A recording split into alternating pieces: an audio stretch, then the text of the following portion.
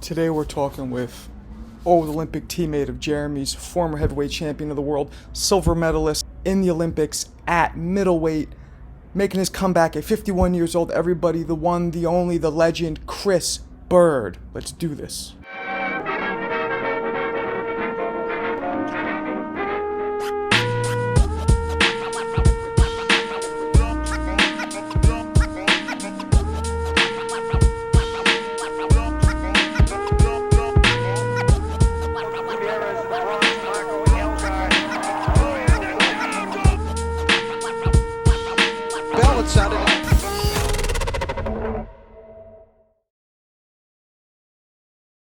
There he is. There we are. The 50-year-old phenom. I'm just going to ask you a little more light, dude, because we can barely see you. That's true. You can barely see me? Yeah, it's so dark. Now it's not lit up enough, huh? No. And you're behind, the light's behind you as well. Yeah, I know. I thought it'd be better. Yeah. I guess not.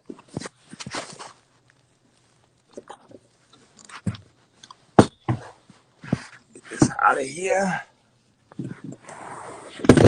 See if this any better. Fuck that Chris Byrd shit. Yes. There we go. Better light? There we go. A little bit. It's better than nothing. A little bit better. You're in San Antonio, right? Yes, I am. You moved there? You moved there permanently? No. I'm just here training. Right? I'm trying to keep this lamp out of The home base. Don't worry about the lamp, dude. All right. Call you lamp or nothing. We just be like, hey, bro. You're making a comeback. Huh? You're making a comeback. Yes, I am. At 60 or at 40? At 60. Wow. No, Yesterday you told me you could fight at 40 again. I can fight at 40, 47, 54, 60. Wow. Wow. So you're not having any problems making the weight? No, not at all. You know, I was watching some of your old fights in preparation for this, right? And I forgot. I shouldn't say I forgot, but your defensive skills, I feel like, aren't talked about enough. You know. Yeah. No. You know, and I'm not just saying that 'cause I'm talking to you, and you know, you and Jeremy are close and all that. It's your defensive skills were unbelievable, man. And how did you learn that style? That's something you came up with, or were you taught that style defensively? Just came up with and being in my basement, like we had an 8x8 ring. So, you know, I got to move. I was the smallest one. So my brother's throwing at me. So I had the ability to make a miss. My father always said I had a rubber band waist. So I made it work. Nothing wrong. I remember you told me that story years ago, and then I went to your house in Flint. And I was like, yep. What is this, a phone booth? God damn. What was it exactly? It was in his basement. It's a ring the size of, I don't know, like 4 refrigerators. Like if you put 4 refrigerators on the floor in the box area. And it was, I was like, you boxing that? You know, when I was a kid, I boxed in like a 20, not 12 by 12 or something like that. That was our back, but his thing was like 8 by 8, 6 by 6. Yeah, it was small. It was really, so, you know, and it wasn't really room to slip punches, so he would roll them and twist around, and then he couldn't do too high because the ceiling was like right there. The floor, man, it was. I was like, damn, that's inventive as heck.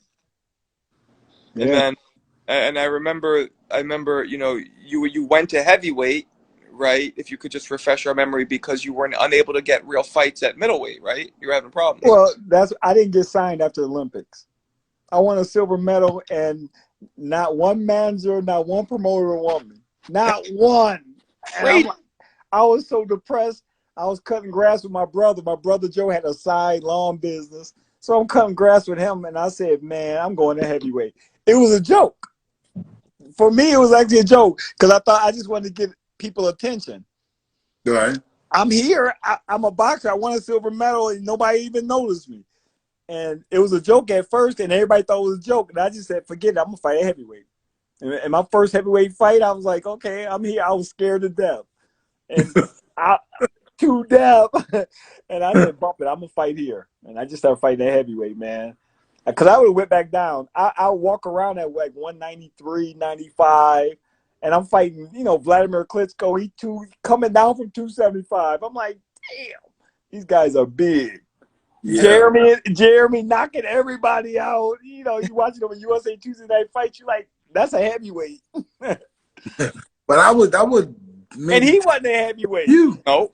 Jeremy was like probably should have been a cruiser. Yeah. Oh, yeah. If Jeremy would have stayed light heavyweight, if he just could have made the weight, he'd been the most explosive light heavyweight. Oh man, he'd been killing it. Yeah. If it were money, we'd all be rich, right? Yeah. Yes. Was there any shot, Jeremy, you think you could have stayed at 175? Nah, man. He like X up. Too hard. It was, man. It was hard, and I wasn't disciplined enough to do it like that. Yeah, I mean, because you were also 19 when you turned pro, so you still were filling out to that man, the man body. Yeah. Yeah. But if he stayed there, oh my, fireworks all day long. I realized, Chris, that you fought, almost every major heavyweight in the golden era. Burt Cooper, Jimmy Thunder, Ike Ibuchi, both Klitschkos, David Tua, Holyfield, Freza Kendo, Jamil McCline, Povetkin. Jesus. For everybody. And you were naturally way smaller than everybody, and you still had tons of success. Yeah. Do you think back now, if you would have maybe stayed at light heavy or cruiser, that you would have had even more success, or do you think it was the right move? I would have had way more success, and it wouldn't have been light heavyweight or cruiser. I was honestly, like, I talked to Donald Curry before I turned pro, and he was one of the guys that came to my house.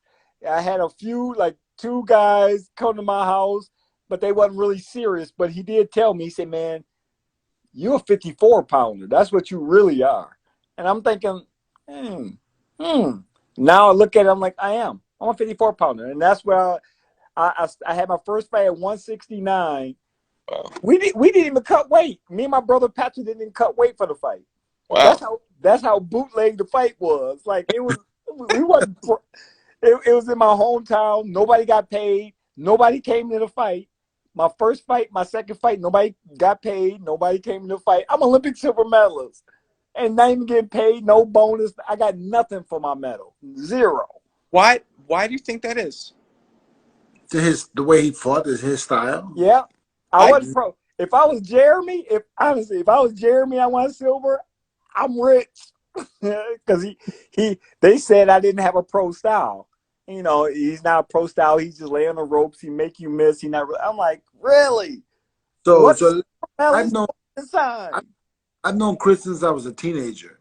Chris has fought that same way ish his whole life.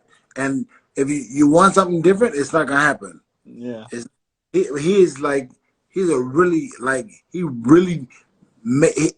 takes pride in making you miss. I feel like you remind me a lot of Pernell Whitaker, your style, right? And people love watching him. I loved watching you. You were also flashy. You know what I mean? You would do a little showboating and stuff. So that's entertaining.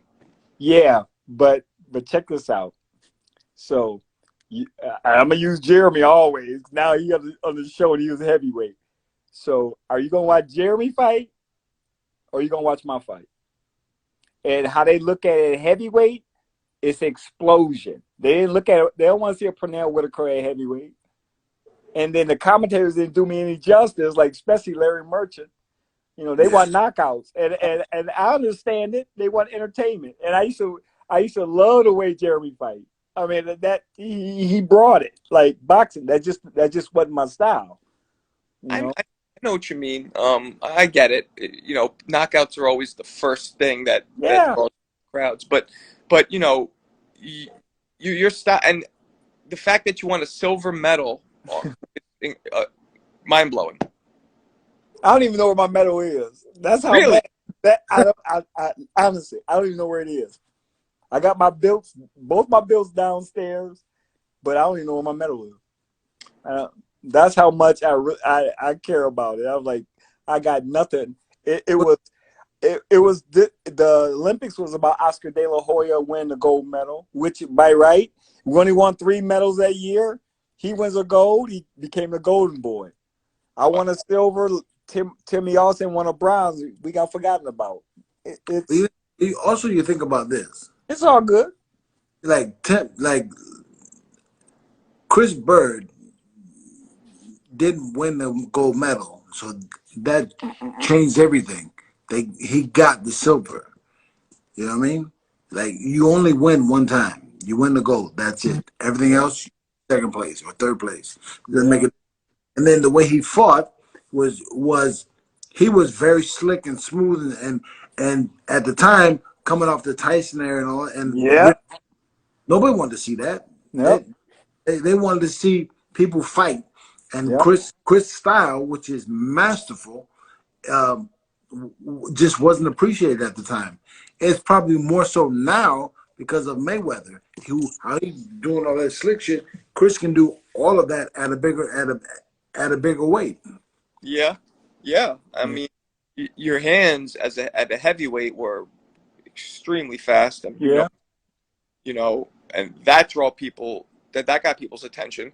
I was watching one of your clips today, and at one point, I think it's George Foreman says something along the lines of like, this Chris Byrd, he's special. I think it was when you were beating maybe Tua. Evander. Huh? Was it Evander? Because he did Evander fight. It might have been Evander, and you did a combination, whatever, and you grabbed him, you span him around, you were doing your whole, and then he just says, this Chris Byrd, he's something special. So it was recognized. Yeah, but not by the right people. the people that it counts. So, Chris, what do you got going on now? I mean, I know you're in Texas. You moved out of Vegas and San Diego, but now you're in Texas. You're training in Texas, and what is your plan now? My plan. I was fighting. My plan is to come back to boxing and fight very soon. I was fighting 3 weeks ago. I was all scheduled to fight. My opponent pulled out, so we're looking at 60 at 160 at the time. 161, it's 160, and just that was my comeback fight. But I think I'm fighting in maybe next month, but most likely in June or July. My managers, I got managers now. I love them. They treat me well. That's why I'm in San Antonio, and it's been great. Yeah. I'm going to give them a shout out. Second Chance Saves Lives. That's their show. Yep. They're my managers, and they do well by me. Really good. Yeah. Check out the show. It's coming out very soon on Fox. I'm the first episode. The guy you were going to fight, what was his record? I think not really good. It's a comeback fight. I'm taking the George Foreman route. I'm going to take my time. I'm going to have fun, man. This is not just like I'm trying to make some money and hurry up, rush. No, this is literally at 51 years old, a career. I'm all healthy now. I'm at my fighting weight where I should have been. Jeremy, I'm a skinny guy. I should have been at a smaller weight class, and I'm pushed up to heavyweight now. I'm having so much fun at 51. It's the best. I can go train. I don't have no injuries, no anything. I mean, I feel great. No soreness afterwards. I take care of my body, man. You're vegan now, correct? Oh, beyond vegan. Beyond vegan. I mean, I don't eat hardly anything. I eat about the same stuff almost every day. Like what? Plant-based stuff? Everything plant-based. Everything. If you ever heard of Dr. Sebi diet is the best. He was a doctor, a holistic doctor that, he died, they killed him. But that diet is all electric. I feel like I got electricity running through my body, which we do. We all got electricity running through our body, but I feel electric. I mean, I got so much energy, feel great. feel the biggest thing for me, I've been out for 15 years. I was in chronic pain for 11 and a half years. Is confidence. Big time. I mean, I got the skills. They're all back. I got conditioning. I got my chin, working on my neck, everything. It's confidence. Now it's time to fight because I can shadow box, hit the bag all day, feel great, spar, look good, but you still got to get in the ring and fight. Yeah. That's where it counts. And that's what I bank on, getting in the ring and fighting. That's all I think about. Man, I get in the ring and compete and fight at the highest level right now and show that at 51, I can still be a major factor in this sport, a major factor. Do you think you're going to have any problems getting licensed because of your age? Hey, my thing is this. If I'm healthy, if I can pass all the medicals, I don't care if I'm 100. If I pass the medicals, you're in. I feel like I'm one of the healthiest guys in boxing. So how can you deny me? What you going to say? Well, he's too old? Well, he can't fight because he's too old, but he passed all the physicals. Yeah, all that makes sense for sure. I mean, the fight track would look like what?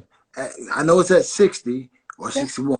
You need to go you want 2-3 fights and then top 5 or top 10 guy and something like that. Or Yeah, like that. That's where I want to go. I mean, in a top 15 guy. You know, take my time and see how I feel. And if I'm feeling like I really want to feel, we'll step it up quicker. You know, I'll step up. I'm not in a rush, honestly. I feel like I can do this till I'm 100. That's how good I feel. I got energy all day, and I just feel great. I never felt like this in my life. You say you eat the same type of food every day. What kind of food are you eating? So I eat like chickpeas. You know, you ever heard like chickpea pasta? Yeah. They have that now, all organic. It's electric to the body. Avocados, all fruit. I mean, vegetables, a lot of fruit. I don't eat no meat, wheat, dairy, sugar, all that. I'm done with all that. So wow. That eliminates a lot. What I just said: wheat, dairy, sugar, flour, all that. Eliminate it. It's great for your gut bacteria. Oh, big time. No, my microbiome is pretty clean right now. And have you heard of Candida? What that is? No, I haven't. Candida is it's a fungal growth that a lot of people, that the diet you're on is a Candida diet, actually. People, it's a fungal growth that affects you mentally, affects you physically, and people do eat the way you're eating to get rid of it. They cut out all refined sugars, and it's supposed to be amazing for your body. Yeah, I know about the fungal stuff. Yeah, it's something that everybody has in them at a small trace, but when you eat crappy, it replicates, and then your gut, kind of like the bacteria would do. Yeah, and my gut was really bad at one point. I mean, I trashed my body. I mean, to go to heavyweight, Jeremy, no, I'm a skinny guy. And now I'm fighting at heavyweight, and I gotta stay at heavyweight. Man, I got parasites everywhere in my body. But how tall are you? What's that? How tall are you? 6'1.5". Oh, is he taller than Jeremy? Close. In my head, I think he's taller than me, but I don't. Nah. It's 6 foot. I'm 6'1.5" with shoes on. So I take the shoes off, and this is Showtime. I'm going on Showtime tape. I mean, doing my height. So, and I was surprised. I'm like 6'1.5". I thought it was 6'1.5", but I tapped my shoes off. So I'm not. So, tell me, Chris. Who would you like? You're fighting at 61. 61 is the pound. Who would you like to? I mean, I know the first couple guys would be whatever, but who would you like to really step up and fight? Yeah, what's the goal? Oh, the goal is to honestly win a world title, and whoever the champion, just like a heavyweight, I don't care. I'll fight them all, and I respect all the guys. That's the thing. I see all the guys fighting. Good guys coming up through the middleweight. The middleweight division is lit. Like it's right a lot of competition. Right now, the middleweights are heavy as hell, boy. Ooh. Yeah, they doing it. I mean, people look at me like I'm crazy because I'm going down. I'm not going up where the guys get slower. No, these guys get faster. slicker. So I watch everything in film. I mean, I watch all the reflexes, everything. My whole thing is competition. I feel Bro. like, okay, I don't feel like I'm 51. I feel like I'm 21. So I'm thinking like I'm 21. So when I get in the ring, hey, I'm 21 years old. I'm just like you. Let's get it. So what kind of sparring you doing? You sparring and champions, or what do you? Because I saw you working with Mosley for a while, right? Oh yeah. I spar. It's just like heavyweight, like I did at heavyweight, man.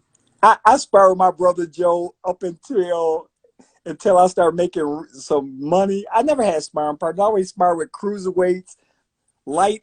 Light heavyweights, middleweight. I spar with everybody. I'm fighting a guy 6'5". I'm sparring with somebody 5'10". I Doesn't I matter. didn't have sparring like that. I didn't have the money. So for me, everybody focus on, oh, how was your sparring? How was your sparring? Well, I don't care about how I'm sparring. I care about me, what I'm gonna do, how my style is, how I'm gonna make you miss. I'll make you miss and miss. I want to make you miss all day. That's all I want to do. I want to frustrate you, make you miss. That's And then, that's yeah, my style. then you stick your tongue at him to frustrate him just a little. Yes, it's about having fun, man. I'm gonna have fun with the fans. Let me ask you, turn the clock back a little bit. Of all the guys you fought, and this is kind of a, a, a cliche question, but who was the hardest puncher? Oh man, shoot, a lot of guys punch hard, but mostly all the heavyweights they hit hard. I could say Vlad Klitchko, Ike Bucci, all those guys, but man, I fought Phil Jackson. Guys like that, they punch so dang hard. I fought Uriah Grant, cruiserweight champion. Cruiserweight champion. He fought a heavyweight fight. I think he weighed 202. I think that was one fight at heavyweight. I weighed more than my opponent by a few pounds. Man, that brother hit so hard. I'm like, he a cruiserweight. Wow. I'm not a heavyweight, man. I'm not a cruiserweight. I'm not even a light heavyweight. So the power is unreal. But think about it. Ask Chris about his hips and his shoulders from being punched. Okay. What's up Yeah. with your shoulders? Yeah. I needed both my shoulders replaced. I need both my hips replaced. Matter of fact, I had a hip replacement. Just from catching all the punches? Yeah, one is catching punches, of course, but two, finding out, as I study food, man, the food is contaminated. I'm so sensitive, man. It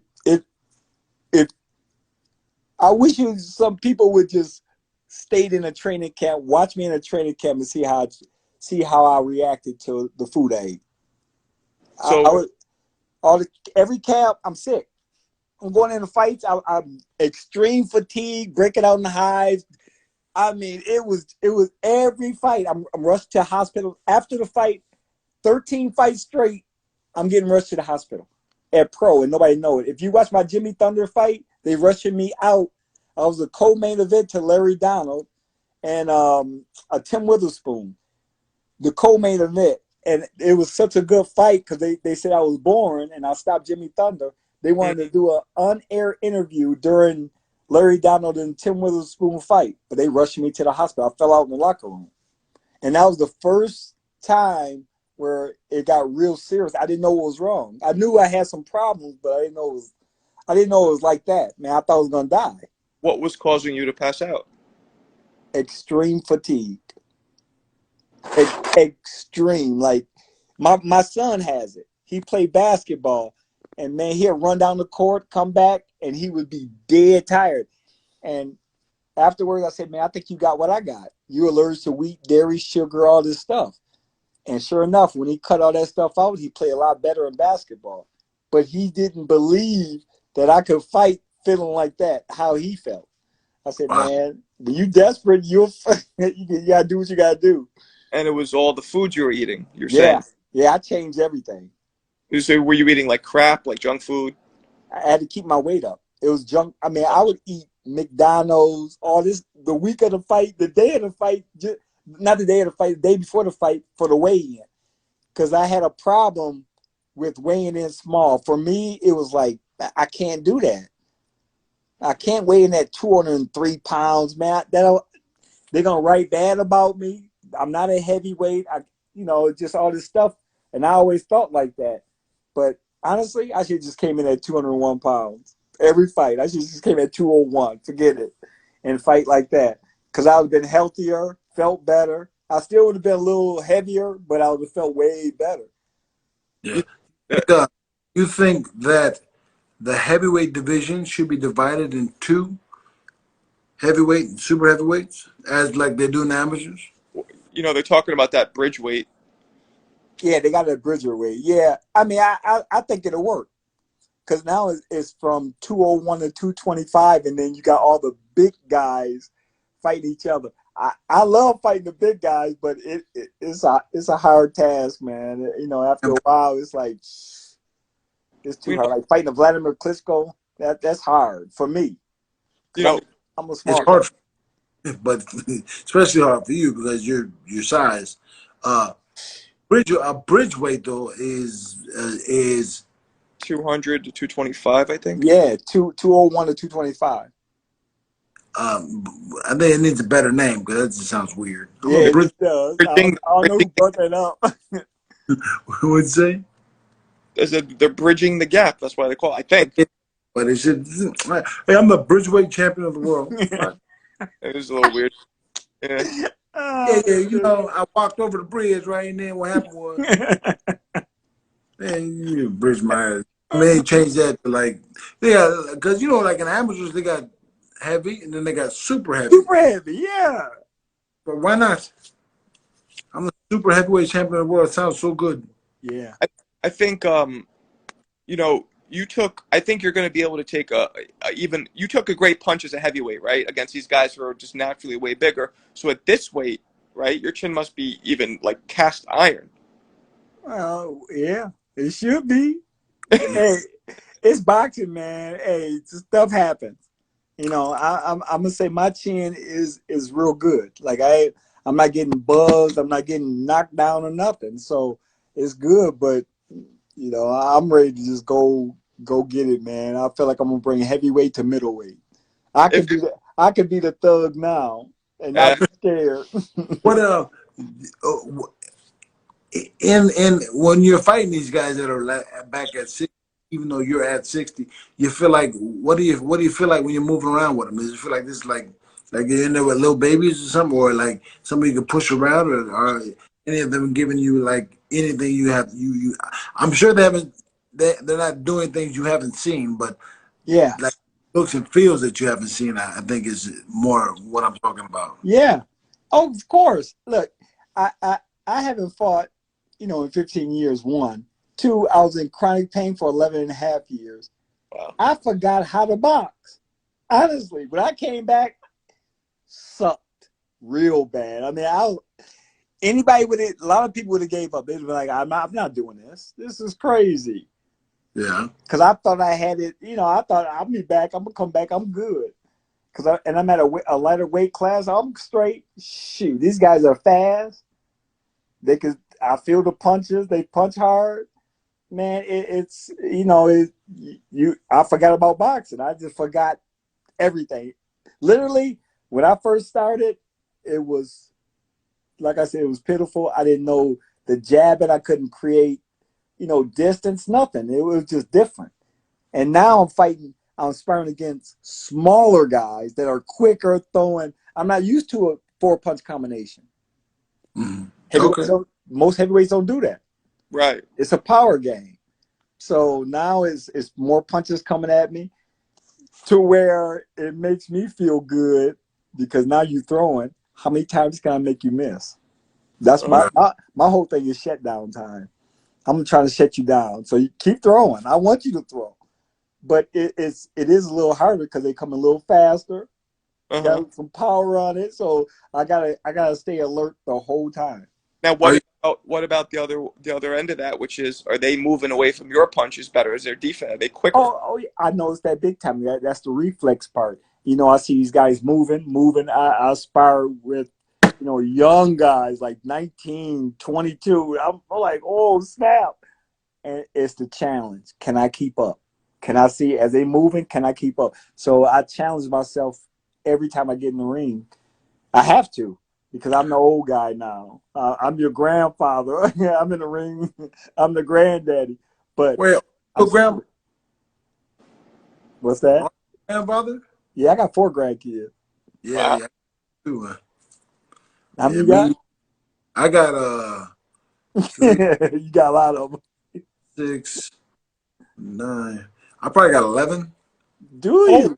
shit! Wow. Oh, hold on. So my oldest son Tyler's got 4 of his own, and he married a girl with 2, and he Oh, so that's 6 right there. dang. Iman's got 2, that's 8. Elijah's got 1, so that's 9. Okay, I'm sorry, 9.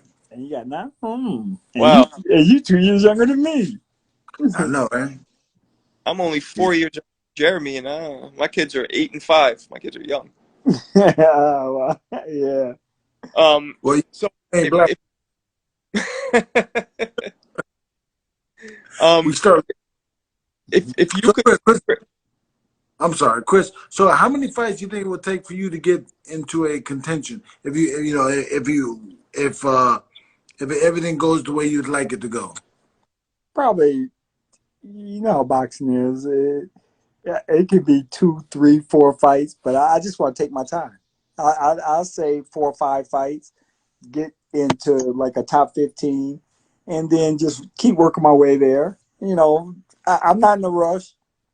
I'm not. I'll box anybody. I'm still the same guy. I'll fight like at heavyweight. I'll fight anybody. Once I so feel like I'm ready to do this at the high level, let's so get it. I'm so so excited. um, of all the champions right now at 160, who do you think would be the best match for you? Like, who would you choose if you could just fight one of them right now? Oh man, it's honestly who I want to fight. Like if I fought right now, which I'm not. I'll be very honest. I'm not ready for the guys right now. But if I would fight somebody right now, it would be Triple G, and Ooh, not because he's older. That's good too, but not because he's older. He won an Olympic silver medal at my weight class. I never got to fight nobody around my weight class as a pro. No Olympians, no nothing. So him being Olympic silver medalist and me being Olympic silver medalist, I think it would be a. And he beat my hometown boy Andre Durrell in the Olympics. you So know, Jeremy just jumped out for a second. I'm sure he'll be right back. You know, um, I feel like the only problem you might have with all of this is that you're going to be too high of a risk. You know, people are going to be like, I have so much to lose, you know, if I fight this guy, and they might want to try and duck you. well, see that's I look at that. That's just for the managers. A lot of boxers want to fight. But then you look at managers, promoters. Nah, well, that's too difficult. Man, I'm 51 years old, and if I'm still putting fear in you like that, shame on you. You shouldn't even be in the sport. Really, really? I'm like, I'm 51 years old. Let's Yeah, get it. And I feel great, and I'm very confident. So I want to get it, but I'm still 51 years old. When I was boxing, if you were 35, 36, when I was in my 20s, I would laugh. I'm like, man, you crazy. You ain't going to beat me. You're too old. That's how I looked at it. right. And now, And now I'm 51. They should look at me like, man, I'm going to beat the heck out this old man. Man, hey, dude, how you gonna hit something you can't punch? You can't But catch. but still, But 51. still, these Jeremy, guys talent that we got. Jeremy, think about it though. I want you to think about it. You coming out of amateur. You knocking all these guys out. Now they're gonna throw a 51-year-old at you. You gonna be like, I'll fight him. I'm gonna knock him out. Yeah, time world champion. yeah, Yeah, yeah, they know who you are. That's the problem. yeah, They know how you fight. yeah. But I'm old. I'm old, man. They don't worry about me. I'm an old guy. Yeah, you know what they say. Bait and switch, Let's get it. bait and switch. Let's get it. Yeah, Um, it's gonna be fun, man. so let me ask you, when you were fighting during your first career, Mm-hmm. was there one specific fighter that you really wanted to fight but you never got the chance to? Oh yeah. Who? You looking at him right there. Jeremy? You crazy. Hey. Nah, I don't want to fight Jeremy. You know what I want to fight? Nah, you crazy. I honestly, I wanted to fight the big three. When I first came to heavyweight, the big three: Evander Holyfield, Mike Tyson, Lennox Lewis. Mike Tyson, my favorite fighter of all time. No, I didn't know. Nobody know. I never even told Mike that. Oh, He wow. inspired me when I was 11 years old. I seen Mike for the first time. I'm like, oh, I want to be like he. At the Junior Olympics in Colorado Springs. It's a crazy story because you know how it is. There's 3 rings at the Olympic Training Center. So me, my brother Patrick, and my mother was sitting in the stands. My father and one of our boxers are getting ready. So they getting ready down at ring 1.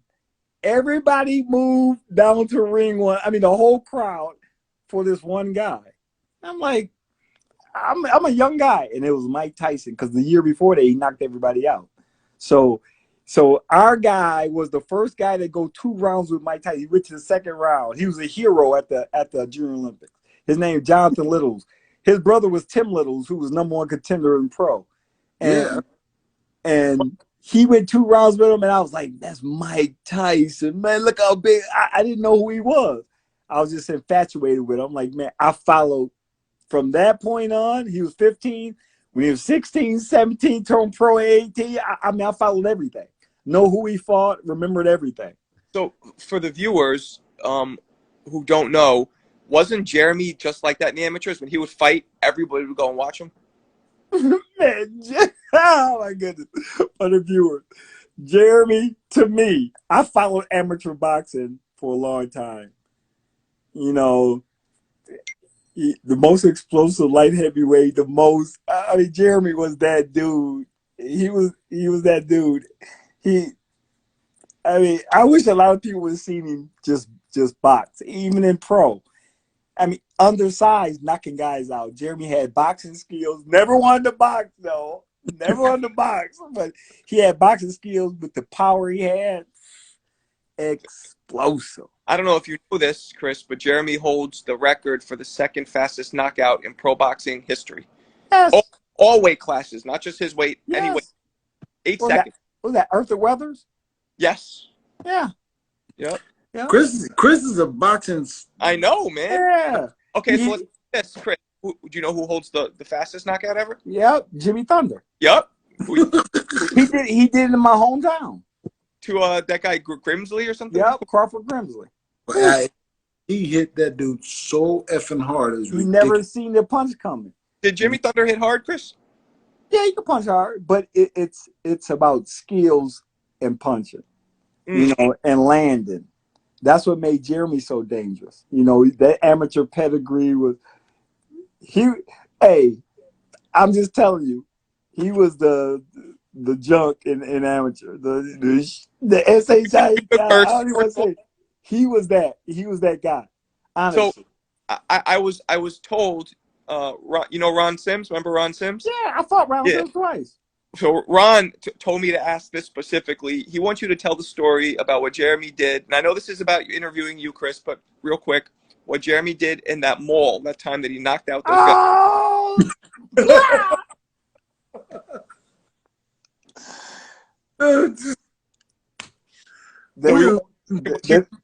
They don't want to hear this story, man. Tell it. This is Jeremy Williams hey, if you think he a nice dude, don't fall for that trick. Honestly, I'm from Flint, Michigan. Jeremy from Long Beach, California. I didn't understand like a lot of gang stuff. I don't know nothing about that stuff. Mm-hmm. And then I'm walking with it was me, Jeremy, Larry Donald, and a kid from Texas. I don't even know his name. I think it was his first camp. And these guys, they walking by. It's 5 guys. They walking by one side. Jeremy throwing gang signs. I'm like, what y'all doing? And they looking at us, kind of thuggish. I'm like, man, we having problems in the mall, right? We just boxing. It's 4 of us. It's 5 of them. We going to a record shop, and they had that back in the day. You buy tapes, records, and it's in Colorado Springs. And I remember this like it was yesterday. Jerry was at we had got our trust fund money. We pulled our trust fund money out because we were doing commercials commercials, and I was doing stuff for Blue Cross Blue Shield. So we had a bunch of money. Like I think Jeremy had like 3,000-4,000. I had like 2,000. Wow. We balling out. We got money, and Jeremy went to buy his. Oh my goodness, he went to buy a CD, and the smallest dude in the group came up. Cuz, look how the money he got, cuz. That's what he said. Look how the money he got. Oh man, and I'm like, and I'm standing next to Jeremy. I still remember this like yesterday. Look, Jeremy looks at him, the tall, skinny guy. It was a tall, skinny kid with them, was standing right behind Jeremy. I mean, directly behind him, just standing behind him. Jeremy looked to his side, to his right at the little guy, and peek over his shoulder. He hit him with let me get it right. Hit him with a right hand and a hook.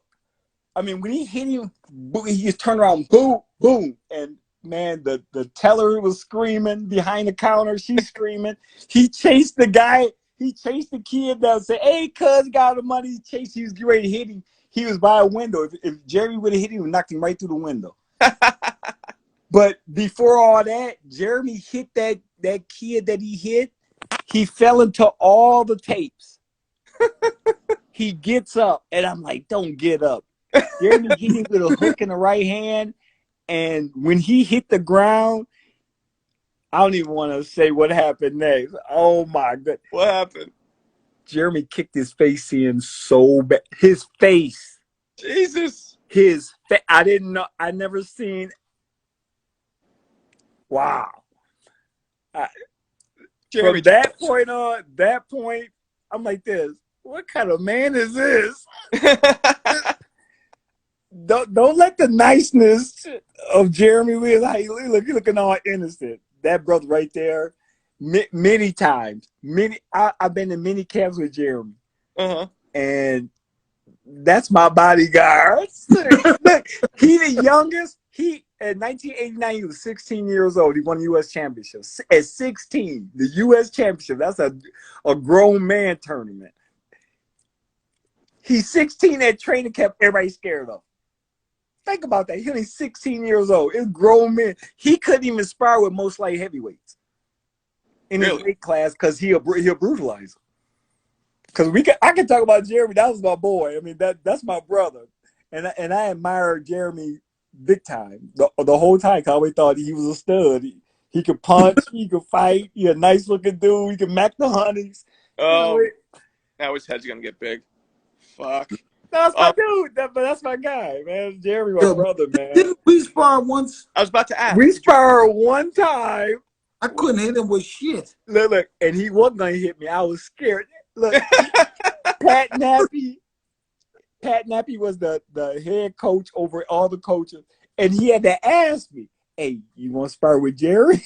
Do you want?" I'm like, "Yeah, I'll spar with him." I was like, I didn't want to say yeah. I didn't want to act like a punk either. But he had to ask me, like, "Do you want to spar?" I'm like, "Yeah." I'm moving like crazy. I mean, I'm making him miss because I know how he hit. I know what kind of mentality he got. His whole thing is, let's go. I don't care who you are. We going to war. Yeah. And most of the time, he coming out on top. I mean, he just blow you out. Jeremy was that guy. I'm telling you, he was that good. I've seen it. Absolutely. Speed and power. Jeremy's, if he would have stayed at cruiserweight, I think he could have been one of the all-time great cruiserweights. Oh, definitely, man. Big time. Look, you only lost to two, through your whole 4 years from 89 to 92. You lost to Montel Griffin at the end, but you only lost to two Russians, right? Yeah. That's it. Russian guys. And both the fights, he going to war with them. I mean, he thumping. It's do or die. It's you or me. And I love that about him because he'll come in there. I don't care who you fighting. He bringing it. He always brought confidence. Yeah. I never brought that much confidence to a fight, especially in amateur. I'm like, dang, but he'll fight the Russians, anybody, Germany, Cuba, it don't matter. We going to war. And I love that about him. Well, I think you definitely seemed like you were bringing a lot of confidence when you fought Chris. You know. Yeah. Oh, I had to later. Uh-huh. But you watch, like I used to watch him, and I'm like, dang, he bring it every time. Like he was that man, Mm-hmm. big Mm-hmm. time. And I can brag on him because that's my boy. Like I see him fight. It's like watching. I watch Oscar De La Hoya. One thing I know about like our amateur boxing. I peeped everybody. Like, okay, I know how good he really is. I know, oh, he's good. Don't tell me, you can't tell me he's not that good. I've seen him fight many times Yeah. and understand the heart behind it. And Um like it's like Jeremy, we've been on many trips. Man, he'll bring it every time. He he's was on a trip when I broke out in hives. Remember when I broke out in hives in Italy? Yeah, I remember. I I, remember I put you on the banister in Italy too. Oh And I yeah, I was scared to death. thought he jumped off, but he was laying on the floor. I was like, oh. I remember so me and Jeremy were in Kevin Rooney's camp together. This is right when Jeremy turned pro, right? We were both up there. And they were bringing in, he was managed by Steve Lott, Bill Caton, the same management group that managed Tyson. So they were bringing in sparring partners, sparring partners. So I'll never forget this. I'm 16 years old at this time, right? This big guy comes in. He's like 6'4", fucking jacked, big guy, and he's talking to me before. He's ready to go in with Jeremy. He's like, yeah, you know what I'm saying? I could knock Jeremy out right now if I want to, but if I do that, I'm gonna work with him, but he better not test me. He was talking all this shit. And this is one of the first times when I learned at that young age that the people who talk that much shit. So he goes in the ring. Jeremy throws 2 combinations at him, and the guy, I swear to God, he turns and he goes, the bell rang. And everybody's like, what? No, it didn't. And he goes, The bell. they got out the ring. Like 20 seconds into the fucking first round. I can't stop. Yeah. So Chris, let's ask you. We ask a lot of people on our show this question. Who are your 3 greatest fighters of all time, in your opinion? Man, greatest fighters of all time. I can't even. Man, I follow so much boxing that'd be a disrespect to say 3 guys. Oh. God, there's so many guys, but like I said, Mike Tyson is my favorite. I mean, and like, dang, of all time. Yeah, who do you think is the greatest? It could be Ali, whoever. Who are your 3 choices? Oh yeah, Ali. Yeah, is Mike Tyson. Is Ali. It's and myself. Ray Leonard. Man, it's just too many guys. I can't. Cause I love Michael Nunn. Is my style. I like Vander. It's just a myriad of guys, man. Ray Robinson to Julio Cesar Chavez. I mean, it's just a lot of guys. I can't pick 3. Hey, I mean, Chris has been boxing his whole entire life, so he's a gamut of people, man. So it's not like he picked 3; he could pick 103. Yeah. Well, Jeremy's favorite is Marvin Hagler, right? That's your number 1. Man. Yeah. Mine, Roy Jones. That's a good one. I mean, because, but people look at the greatest different ways. Some people look at it like Ali was the greatest athlete in person ever. Yeah. But just look at skills. Sometimes people, this isn't a popular opinion, but I think certain fighters had higher skill levels. Roy Jones, man, that's yeah. No, it's top shelf, man.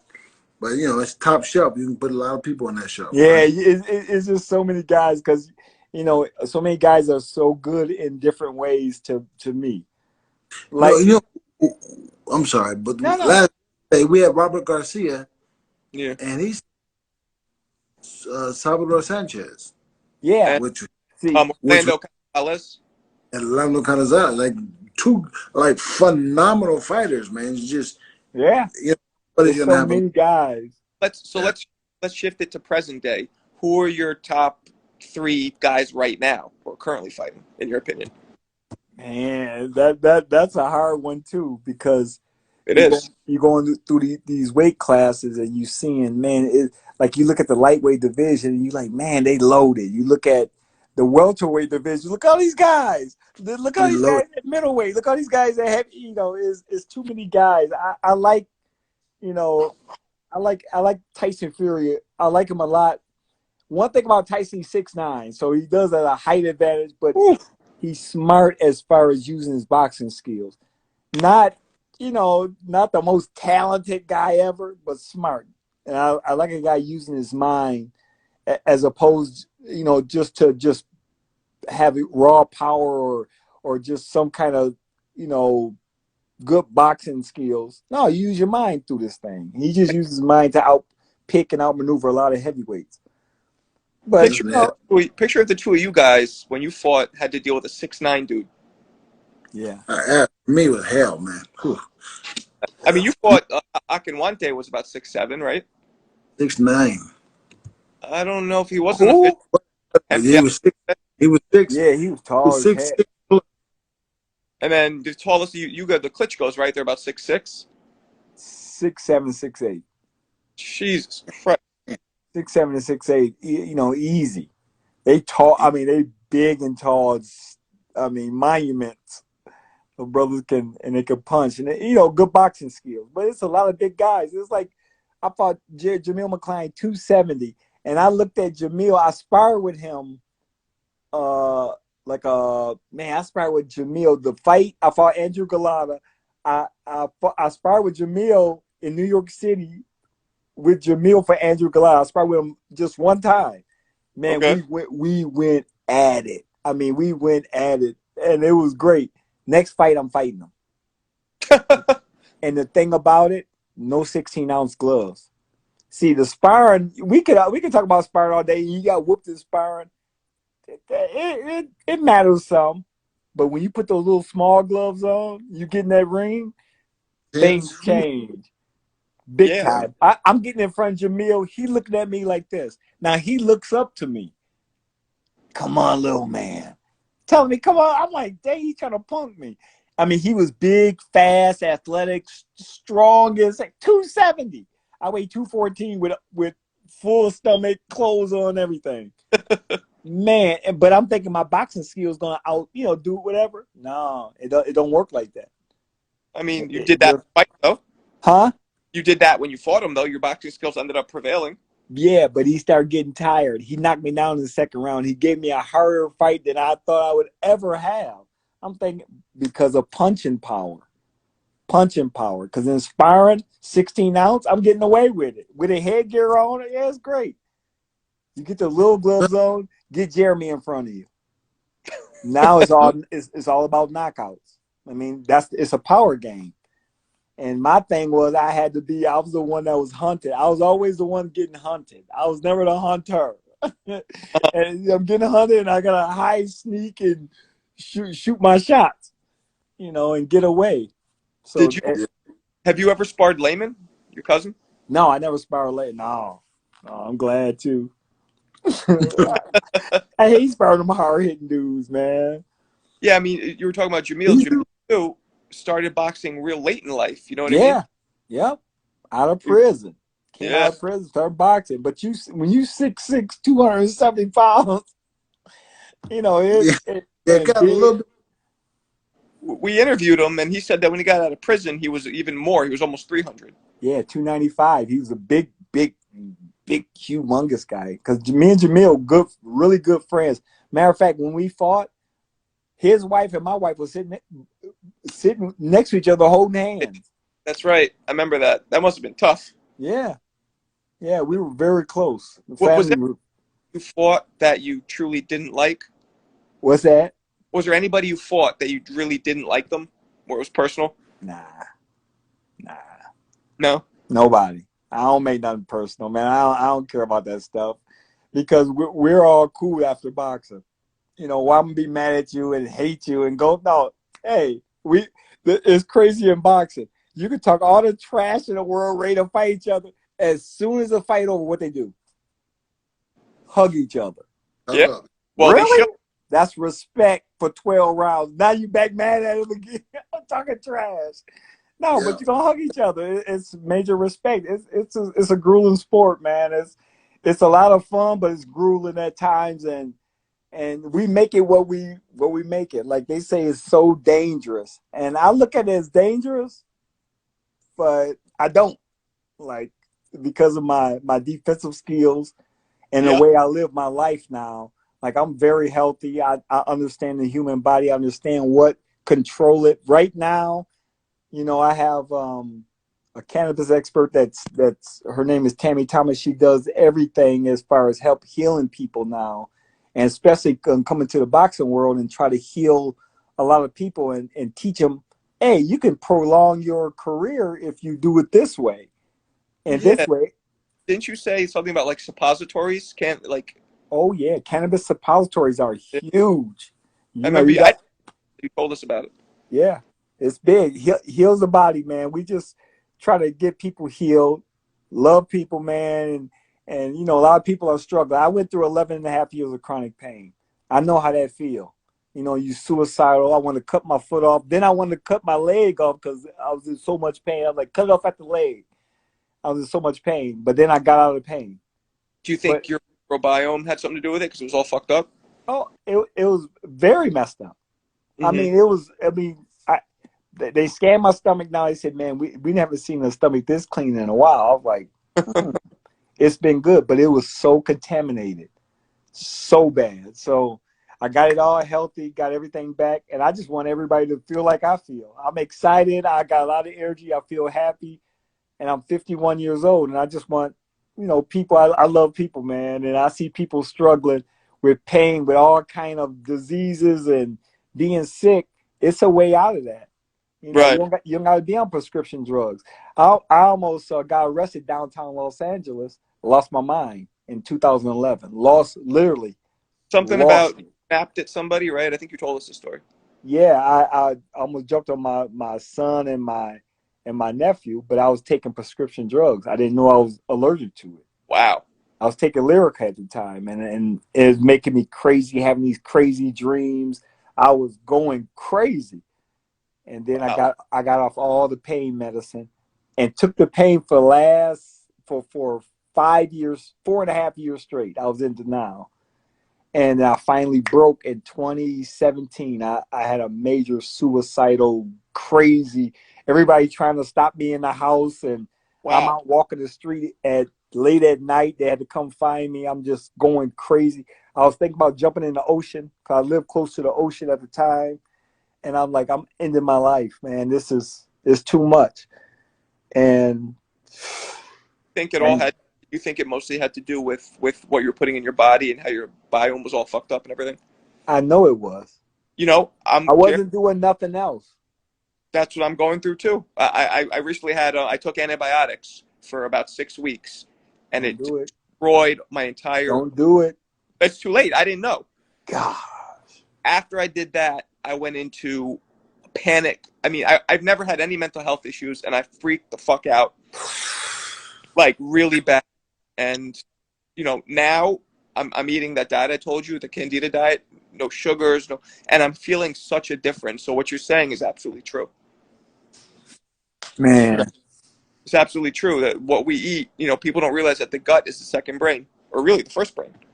You have two brains. Yes, you have the same in the gut, the same thing. And in studying, 10%, 90% of what goes in the gut goes to the brain. Only 10% come down to the gut. So Yeah. think about that. And you see all this crime, you see all this stuff happening. What do you think? How the brain affected? How people eat? People don't eat nutritious, Nope. and like athletes during their career, and they may be healthy. Then afterwards, well, I could since I sacrifice so much, I can eat as much as I want, eat anything I want. Next thing you know, you're coming down with some kind of disease, something Mm-hmm. you never heard of, and you like, what? This wasn't here 10 years ago. Where did this come from? People don't realize how much mental health is connected to what you eat. All right. So much. You guys are talking great stuff, but You like I got a meeting I have to get to, man. All right. Well, look, Chris, man, thanks for talking to us, and we want to talk to you again after you knock out whoever you end up fighting. Yeah, we'll definitely keep track of your new career, man. At yes. 60. Hey, make sure y'all follow the career. It's gonna be lit. Hey, make sure y'all follow Second Chance Saves Lives. Think about it. Second chance. You get a second chance in your life and they save lives. It's coming on Fox. Great All show. right. Let's get it. Beautiful. Yeah. I talked to We'll him. be there. He's a cool dude. So, all right, cool, man. Thanks for. All right. Let's do it again soon. Yes, let's get it, man. And remember Healthy Bird. I'm pitching everything. Healthy Bird be out there too. Let's All right. get it. All right. All right. All right, man. Thanks a lot. Y'all have a great night. You too, man. Yep.